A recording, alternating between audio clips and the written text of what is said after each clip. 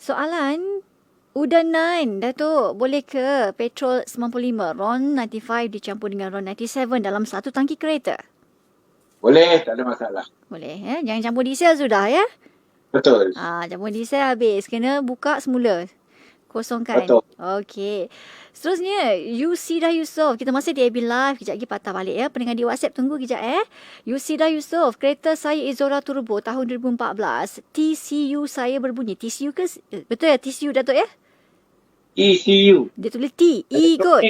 ECU kot. Electronic Control Unit. Okey. ECU saya berbunyi. Wiper saya ada masalah pergerakan, tak smooth, tak lancar pergerakan dan kadang-kadang enjin kereta saya tak boleh start. Bateri baru, alternator pun okey. Ada related ke dengan TCU yang berbunyi? Dengan ECU yang berbunyi kot? Datuk? TCU tak ada. TCU tak ada. TEC ada. Transmission Electronic Control ada. ECU Electronic Control Unit ada. Mereka ni kedua-dua dia adalah sistem. Dia tidak berbunyi. Dia tak ada buzzer pun. Cuba tengok elok-elok balik. TEC dengan ECU dia adalah sistem.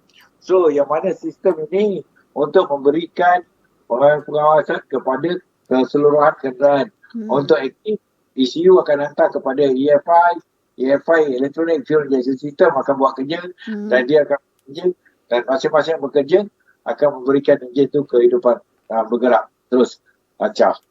So kalau berbunyi, rasa saya bukan ECU lah. Okay. ECU tak. Baik, kita beralih ke WhatsApp konti. Soalan daripada pendengar kita. Ramai yang suka dengar petua-petua. Dulu masa memandu, masuk kerja dan balik kerja suka dengar petua-petua, Datuk. Okey, ucapan terima kasih kerana perkongsian ilmu. Nostalgia sangat. Siapa ni? Kamal. Okey.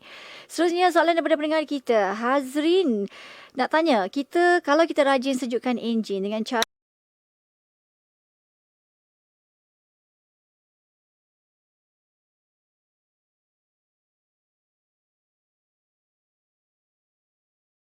kan rosak, Datuk? Kita nak buka bonet pun boleh. Kita tak nak bonet pun boleh.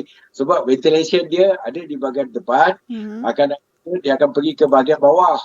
So ventilation ni dia ada banyak area. Nak buka bonet, kita nak bagi dia, kita nak berehat untuk jalan jauh. Tapi kalau kita daripada office balik rumah, kita nak buka bonet, penat lah buat apa, buang masa je. Nanti kita terlupa, lagi susah. Jadi kalau kita berjalan jauh, untuk kita long distance, yang jauh dia 300 km, 400 km, dan kita buka bonet. Tapi kalau kereta yang elok, kereta yang cantik, kenapa kita nak buka-buka bonet? Tak payah. Kita buka bonet tu, nak tengok ada kurang air ke, ada kurang minyak ke, brake dia ke, atau tak bertutup minyak dia ke, tak bertutup tangki dia ke. Dan kita buka, biar sejuk lah, nanti tak payah nak pegang. Sejuk kan baru kita tutup. That's a different case. Jadi kalau nak dapat ventilation, kereta memang dari reka cipta untuk ventilation diperlukan. Tanpa ventilation tak boleh. Dia akan jadi overheat. Dia akan jadi asam melampau.